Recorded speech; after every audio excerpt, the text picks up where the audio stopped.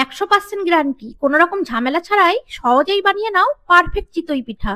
এই পদ্ধতিতে বানালে নরম তুলতুলে ফুলকো জালিদার হবে। প্রথমে আতপ চালগুলো জল দিয়ে 3-4 ঘন্টা ভিজিয়ে রেখেছিলাম। এরপর মিক্সিতে চাল আর সামান্য পরিমাণ জল দিয়ে মিহি একটা পেস্ট তৈরি করে নিলাম।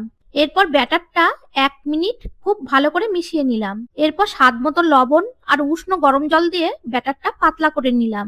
তারপর আলাদা একটা পাত্রে যতটা সাদা তেল নিয়েছি ঠিক ততটাই জল মিশিয়ে নিলাম।